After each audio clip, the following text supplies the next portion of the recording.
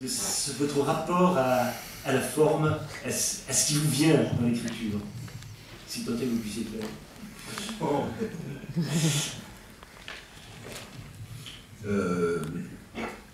Il y a des exigences contraires pour quand on prétend être un auteur, écrire, présenter des textes à un éditeur, trouver un public. Le premier public, d'ailleurs, c'est l'éditeur, qui trouve ça bien, qui ça l'intéresse. Alors, du côté de...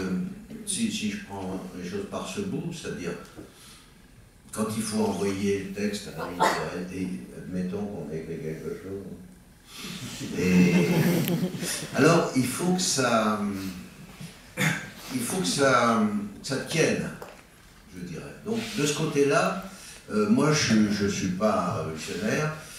J'accepte qu'il faut que ça se tienne, c'est-à-dire il faut qu'on perçoive une intention, peut-être un mouvement, que les éléments de ce qu'on a écrit se correspondent, ou qu'il y ait un art de la transition, par exemple, ça fait partie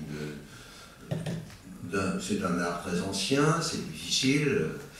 Donc de ce côté-là, je serais plutôt docile à ces exigences. Je sais pas. J'aimais bien ce que disait Jouve, si vous étiez là tout à l'heure, quand il parlait de la façon dont les surréalistes ont chevauché l'inconscient et l'ont brandi et s'en sont servis. Donc il a parfaitement raison. Mais d'un autre côté, donc pas du côté de l'aboutissement du moment où il faut présenter quelque chose et que ça plaise, ou que ça intéresse, que ça paraisse valoir le coup. Alors, il y a tout le moment de l'investigation, par exemple, de la recherche, de la promenade, du fait de marcher dans les rues, qui est essentiel pour moi, ou de dormir, ou de ne pas dormir.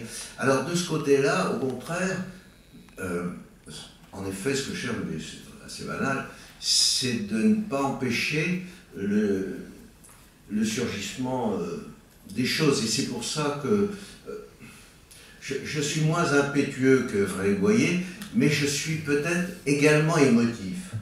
Et l'émotif est pour moi un guide. C'est l'émotion qui me signale à chaque moment, tiens, là il y a quelque chose. Et les émotions sont diverses, hein, depuis le dégoût jusqu'au battement de cœur, désir, à la répugnance, voilà, une sorte de choses. Moi je sais pas, voilà. Oui. Je vais essayer d'être moins impétueux.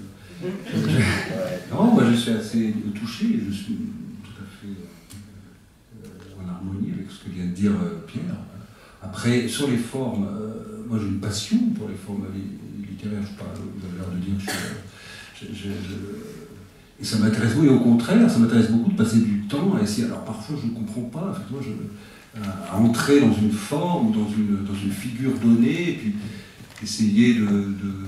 Après, j'ai un côté, effectivement, après je veux m'emparer de la chose. Alors c'est là où les choses commencent à aller mal, effectivement, parce qu'on pousse, et on s'accaparer, on veut se battre un peu avec ce qui est... mais là, récemment, je viens effectivement faire un livre autour de la chanson de Roland. Bah, je me suis astreint à faire une traduction d'un décasyllabe contemporain, en essayant de respecter la césure du vers primitif, etc. Donc j'ai une grande... je pense que ça fait partie de l'étude au sens étymologique presque du mot, de se consacrer à une forme, d'étudier la forme et de la suivre et de se conformer justement à quelque chose. Après, on peut aller un peu pousser un peu, effectivement.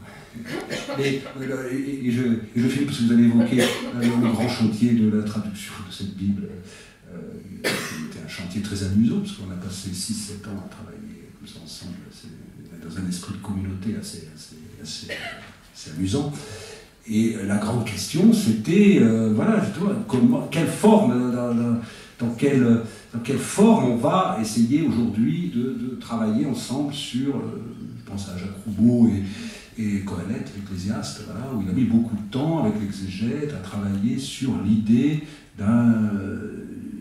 d'une traduction en quatrain du Coëlette, en quatrain contemporain, avec le moins de mots possible, puisque l'hébreu est très économe, et surtout dans ce genre de textes de sagesse populaire, etc.